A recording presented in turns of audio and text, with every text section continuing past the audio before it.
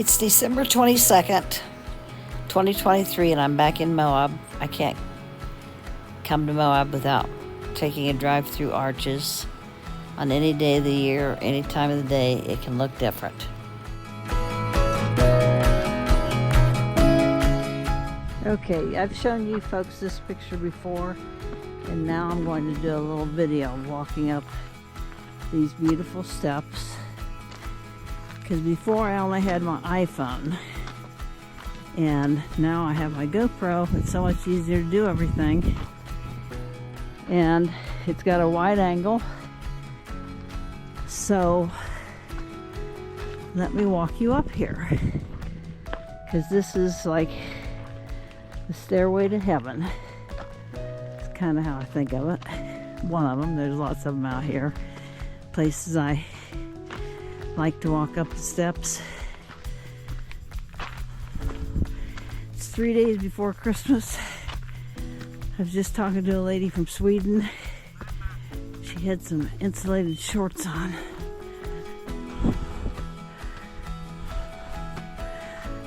Lots of Asians here because it's time to get cheap rooms, and they don't mostly celebrate Christmas.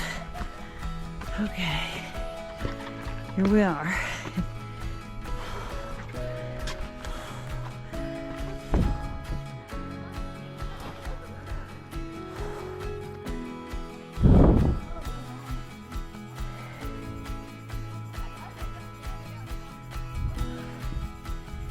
I don't know how they got up there.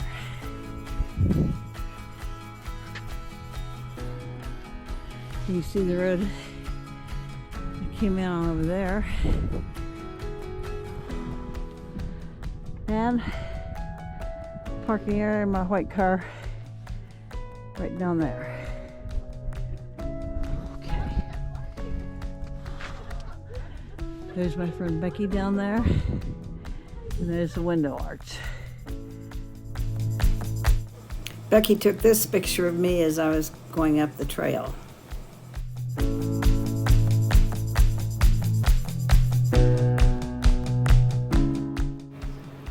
So along with sheep, she's got this beautiful alpaca, which is gorgeous to look at, like a giant stuffed animal. And I want to show you some of the other sheep she has. These are churro sheep being watched over by a guanaco, if I'm pronouncing it right. These are Tunis sheep. They were first brought over to the United States in 1799 and given to George Washington by the leader of Tunisia, and his name is unpronounceable to me, Ali something. And so they're an endangered breed right now. Here's a pen that has churro sheep and a guanaco, if I'm saying that right. That's the bigger animal that kind of looks alpaca-like. It comes from South America. Some Mormons brought a couple in with special permits for a petting zoo, but it didn't work out because they're too ferocious. And you can notice that he's looking at me because I'm not usual, and he's there to guard the sheep.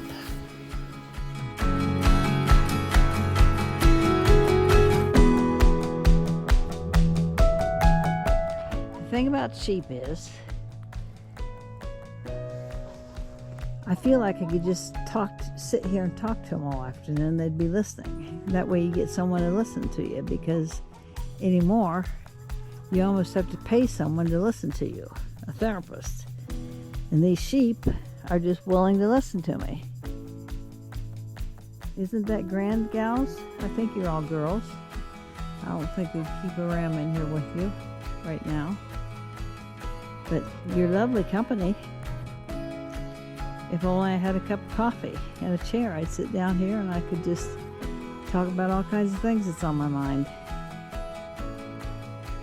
And I'd have, how many's in there? 1, 2, 3, 4, 5, 6, 7, 8, 9. 9 of you to listen to me. Some are more interested than others. Right? What do you think? You're just adorable. Yes, you are. You're adorable. And the sun's trying to come out more. I thought the sun was always shining in Moab. It's high clouds today, though. Well, girls, I'll say bye for now. These are more of the churro sheep. These would be rams since they're here separate. This is a little guy. Well, he's a big guy, but he's got short legs, so he can't run, and he was a rescue. Sam's Farm has a beautiful website. It's very informative. It's very interesting, and I learned a lot by reading it. I've reread it several times. It's if you're interested, I'd encourage you to look it over. It's Cunnington Farms, Cunnington Farms.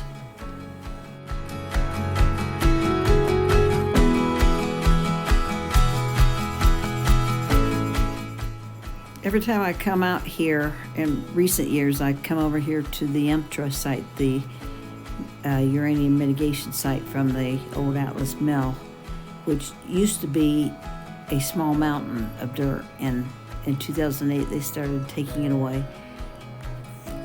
14 million tons to this point, as of October 2023, have been taken up to Crescent Junction and put in a big hole. What caught me with what I'm videoing right now is that excavator putting dirt into a dump truck, and he's going to take it across a ways and dump it in another section, which I've never seen before. I don't know. Is that dirt safe and they're just taking it out of the way to do something else with?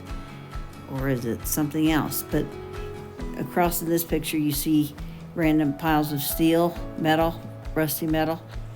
I guess whenever they find very much, they don't haul that with dirt, evidently, because there's various piles all over the site. But after we see this truck get over out of sight, I have to get in my car and drive back down Potash Road a ways. It's named Potash Road because it was built to get to Potash, where I've shown you some evaporative ponds in past. Okay, now I've moved, and this is where I'm used to watching them scoop up the dirt and put in these boxes. And what we won't hear on this, but when he gets his box full, the excavator gives 2 beeps to his horn, and then the driver of the truck with the box on it knows he can pull away. And then they pull away up to this other staging area where there's a gantry, and they put a steel lid on the top of the box and rinse it off. And then it gets hauled under Potash Road and up the hill to where the railroad tracks are and the rail flatbed cars, and then they load them on a train, and when the train's full, they go all the way up to Crescent Junction where they get dumped up there. And since that area is so dry, they probably only get a couple inches of rain, any kind of precipitation in a whole year. It will be safe for centuries. But they work 4 days a week, 10-hour days. There's on-site quarters. I don't know if everybody that works there lives there,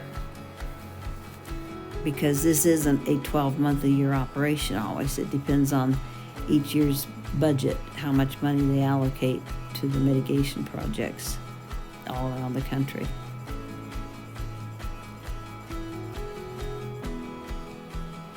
Here's an empty box coming back. And in a minute, there you go, you see the other one pull away. In the distance you can see 4 semis crossing the river. Now I've moved, and I'm pointing out that's the town of Moab. It's winter, so you can't tell the color differences, but you'd be able to see roofs against the green if it weren't winter. And the reason they started questioning what was going on here was fish kills all around the river right here. Since there's a highway, they could see the fish, all the dead fish. And way back, long before 2008, is when they started suspecting, thinking, getting things together to do something about this. But when I first came to Moab, all I remember is a small mountain being in this site, because you came out Pot Ice Road and you couldn't see anything towards town. Now you see the tops of those two boxes, just barely. You can see them moving over there to where the gantry is. And they put the lids on. And they're lidded, rinsed, and sent on up the way under the road on a road that goes up to the railroad tracks and where the flatbeds are awaiting them.